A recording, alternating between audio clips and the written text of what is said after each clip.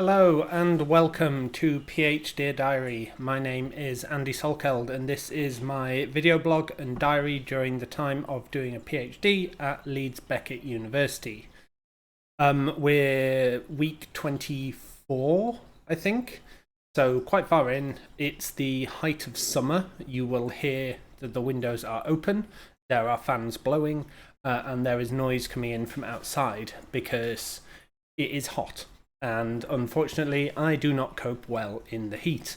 And this week has been pretty bad, and next week is going to get much worse.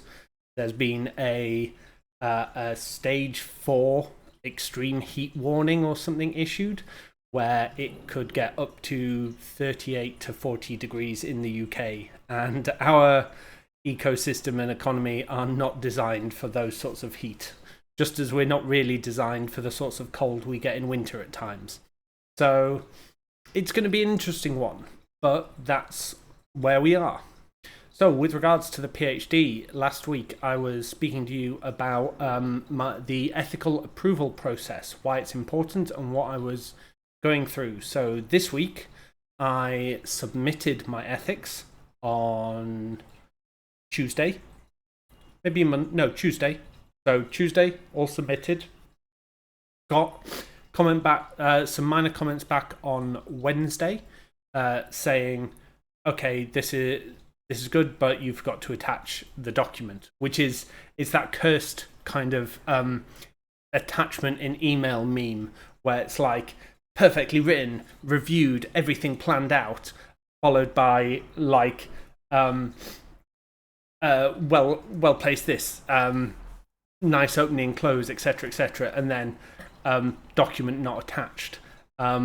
So I obviously made the changes required and resubmitted on, I believe, Wednesday.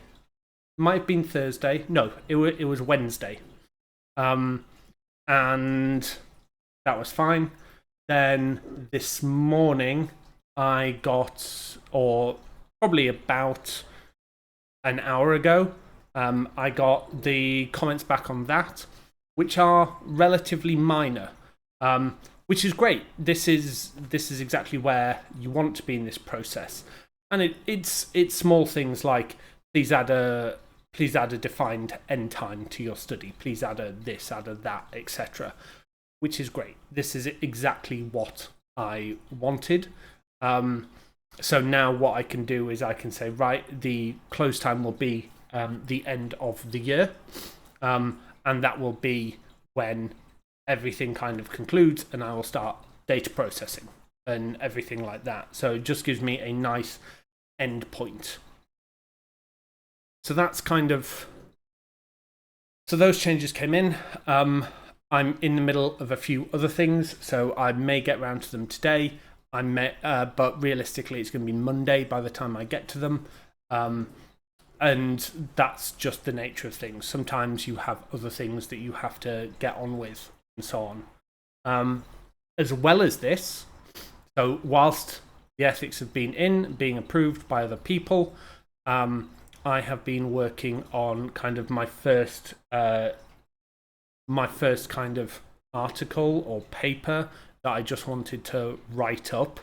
And essentially what I'm doing now is I am preparing for when I have ethical approval and I can start talking about it with other people outside my organisations, then I can, I want some content to be able to leverage, to be able to kind of do some marketing, as it were. So what I've been doing is I've been writing about competing values finance, and this is kind of my take on the competing values framework in the context of finance within an organisation. And it's kind of the process I went through in developing the vignettes, why it's important, why it's relevant, and why people should care about looking and investigating finance. Now, clearly a lot of this is steeped in, I'm an accountant, so I would care about finance, whereas other people may not. They may not know the inner workings of finance within an organisation like an accountant would. But at the same point, it is important to understand it because finance is or as I see it, finance is a pillar of culture. So culture in an organisation, under Shine's definition, talks about the beliefs, basically attitudes, beliefs, and behaviours of people within an organisation. It's the assumptions that come with being in that organisation. And he talks about primary and secondary mechanisms of culture. And finance kind of neatly fits into what a lot of those definitions relate to. So it's how leaders reward and distribute kind of value within an organization. That's finance. It's what leaders pay attention to. Finance.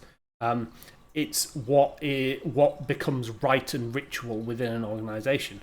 Well, that's finance, because that's budgetary process, control processes, everything to do with month end, year end, etc. Finance. And then there's some other parts of this that all fit in, and basically almost all these things can be applied to finance in a way. So finance, to me, very much does come across as a mechanism of embedding culture in an organization. The way a finance team works will affect the culture, and the way the finance team is perceived will affect the people perceiving it, and so on. Which is why I wanted to say, right, well, let's model out what these finance teams mean or could look like in line with the competing values framework.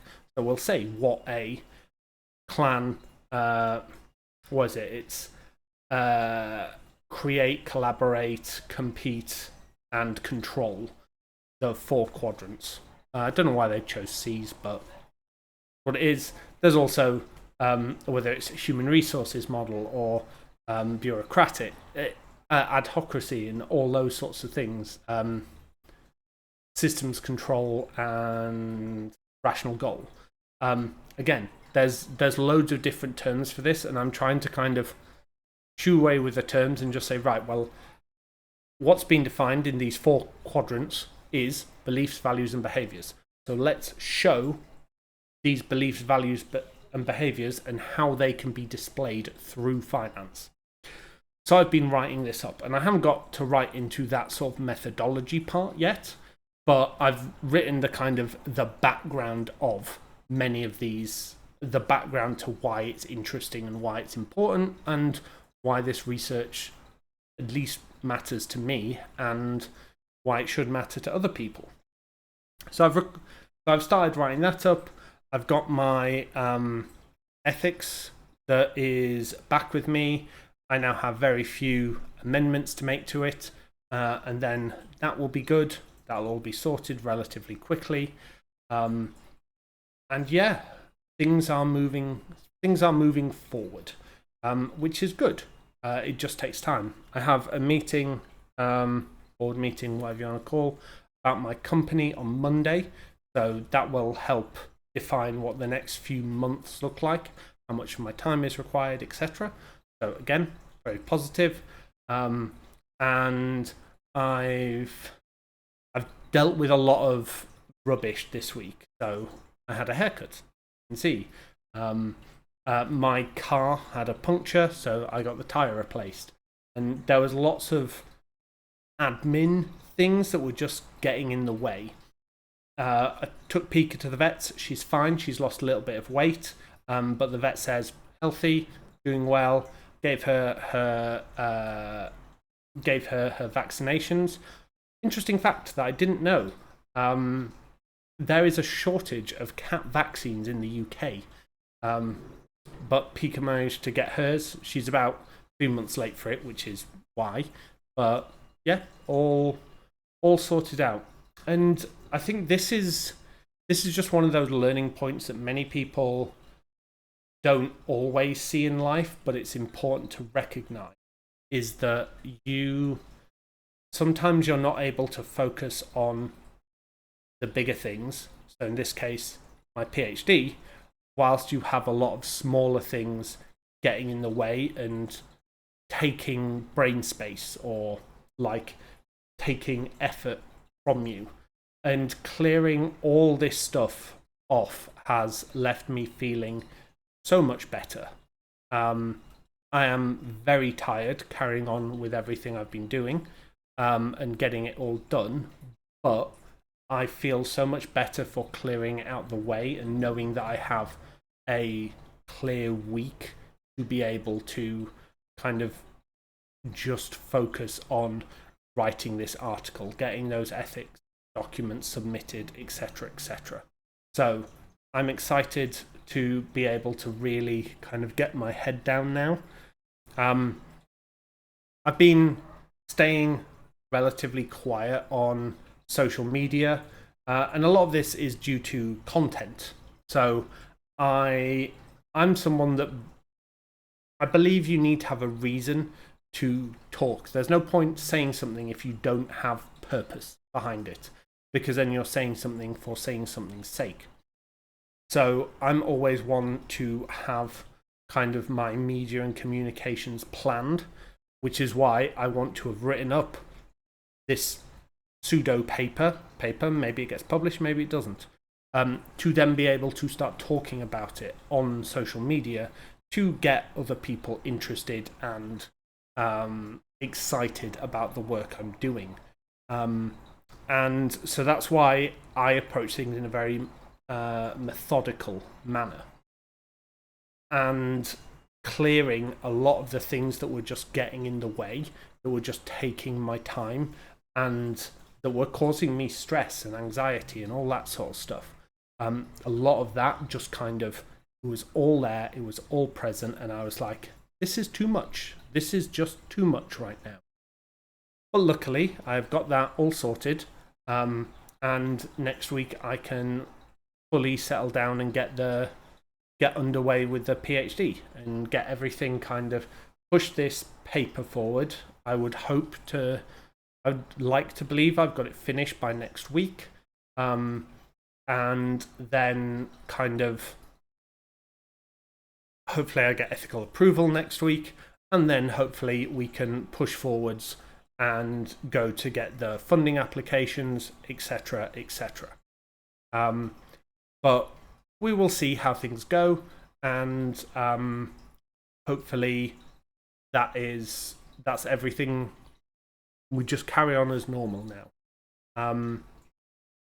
I am very distracted and very tired after a long week. Unlike most weeks where I record this on a Friday morning, I'm recording it on a Friday afternoon, and I am pretty tired now. And in that space where kind of like head's turned off, should I really try to keep going sort of thing. But yeah, that's kind of where we are. Quiet weekend. I've not been feeling great. I have been getting kind of bouts of vertigo, feeling unwell. I was due to go to London, but I am just exhausted, worn out, feel rough, and whilst I feel better from getting all this stuff out of the way, I know tomorrow I am going to feel it. So I am like, I just had to unfortunately cancel on my friends who were going to Wingfest, and I was just like, no, I'm sorry, I just can't make it, which is sad, but it's what it needs to be. For all the times in life we are busy, we also need times to rest. So that's where I am right now, and I wish you all a good weekend, and I look forward to speaking to you next week when hopefully we'll have had some more progress. So thank you very much, everyone, and speak to you soon.